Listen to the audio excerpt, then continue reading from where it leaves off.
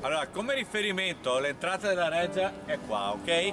Alle 13 e alle 13:30 io sarò qua, ci sarà la guida che vi farà vedere la parte interna, dopodiché ci sarà il...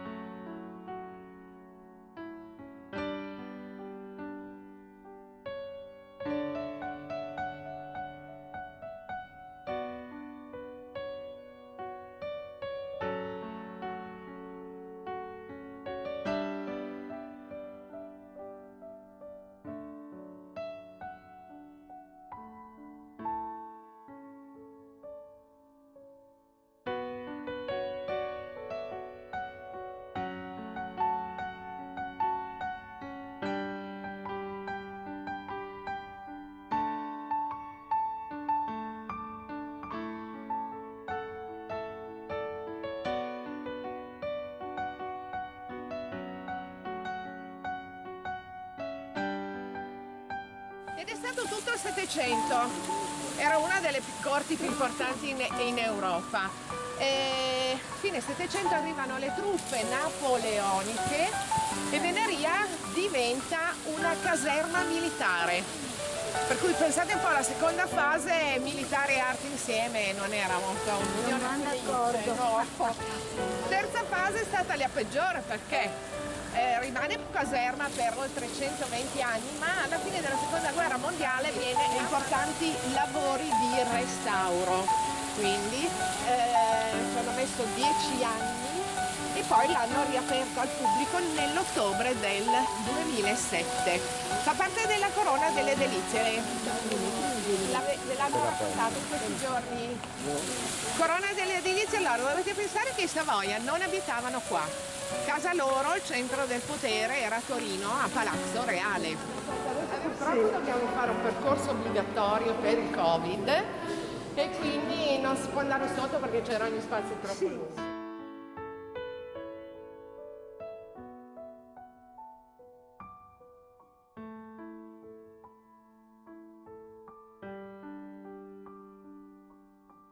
Insomma, Andate a finire in Francia. no, questo no, sa trasferimento della capitale. Torino, Firenze, Roma, vanno a finire a Roma al Quirinale, ma di fatto al Quirinale non ci sono. Ah, allora lungo il tragitto si sono... La casa scherzo, è via della caccia. E fermavano quasi mai a dormire fuori. Però vi voglio raccontare cosa è accaduto nel periodo militare, perché i militari, a differenza dei Savoia che venivano nella bella stagione e basta, loro non ne avevano bisogno. Nelle controsoffittature abbassare gli spazi da riscaldare e questo è proprio il motivo. In questo palazzo esclusivo della Turchia e insomma sono proprio questi affreschi che ce ne raccontano. I soffitti a cassettoni sono quelli originali e ecco.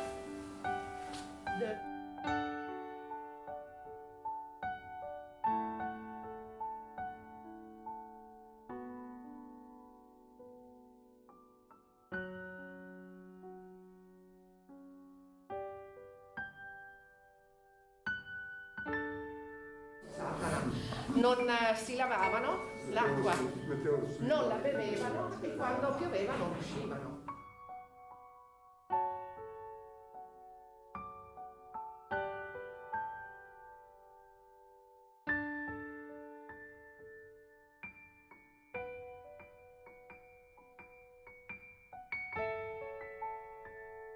E comunque, al fondo di quel canale, sì, si copiavano l'uno con l'altro. Prima questa, prima Versailles. Prima questa, 1658, Versailles esattamente 5 anni dopo, Ecco, allora è Sciotano. sull'onda di Venaria. Poi quando l'avete subito riconosciuto, allora, cosa c'è madama? Ci credeva polvere, che voi in Italia dappertutto importante da Ducato a Regno. Vittorio Amedeo II sconfigge nella sede di Torino del 1706 proprio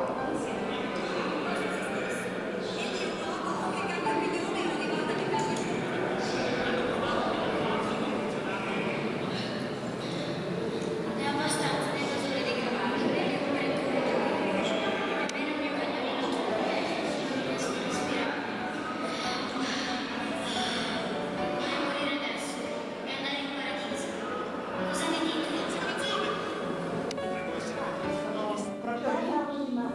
Sì, erano proprio quadri di personaggi, insomma, che venivano qui a corte. Lui pensate che questo signore qua, io ve la racconto così in breve, questo signore aveva il padre che lavorava per il Re Sole. Un giorno si presenta anche lui e dice voglio proteggermi. Il Re Sole lo guarda, lo snobba perché era piccolino, gracile, alle truppe dell'impero. Quel signore gli farà una razza più bella, era a casa sua. Quindi, proprio perché se dico i nomi del Savoia ci sono 1000 anni di storia, sono tutti buoni. Cambiano il numero in questa sala, in questa tela è sua.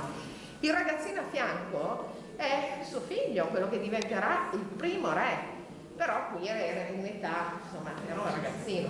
Lo vediamo qua in età adulta, dettaglio. Anche solo il cappello che indossa, i ricami, i nastrini, la parrucca, è una cosa incredibile. L'utilizzo è proprio quello che vediamo. Quando non utilizzavano i camini, mettevano, sono un sopracamino per cui mettevano queste opere. La maggior parte di Maria d'Orléans, moglie di Vittorio Amedeo II, che lo vediamo nel fronte dalla dea della bellezza, anche lui. Non gliene importava nulla perché era estremamente intelligente e quindi era la zona di battaglia al centro di potere, quindi un genio. Ovviamente con l'aiuto del grande l'ebanista per eccellenza che era Pietro Piffetti.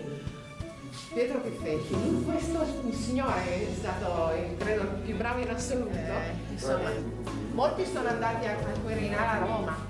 Non so se avete visto Alberto Angela. Ha fatto una delle sue puntate di Super Quark all'interno del Quirinale, in una biblioteca, camera da letto. Il letto del Settecento non c'è più. Questo è un letto originale, ma è più recente, degli anni 60, del Novecento, ed è il classico letto a duchesse.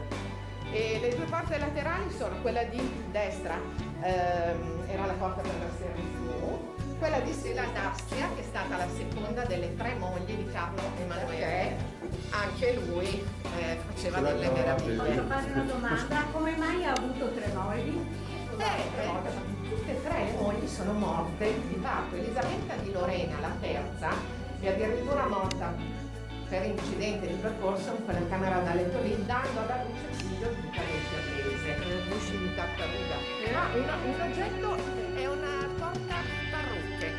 Sapete che non lavandosi nessuno aveva i capelli, uomini, donne, bambini, ed era oggetto di toilette quando si toglievano le mani. Dove è andata a finire? Anche questo tavolo, guardate che meraviglia, la lavorazione che possa piacere o meno. Solo la lavorazione era difficilissimo e costosissimo reperirlo. Arrivava dai paesi dell'Asia. Ma qua non poteva andare, però deve che piacere i candelabri, fa forza. Forse io mi ricordo che l'avevano messo in una volta perché era caro il gioco di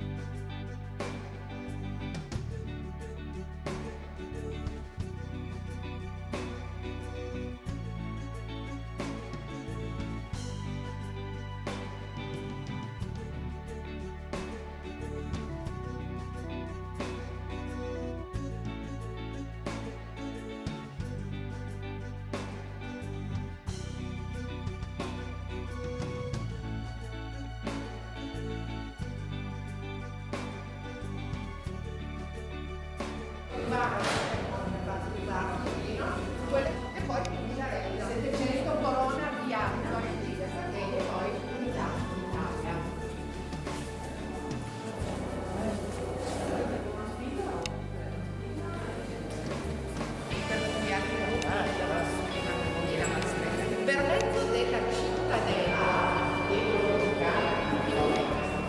detto questo, vi dà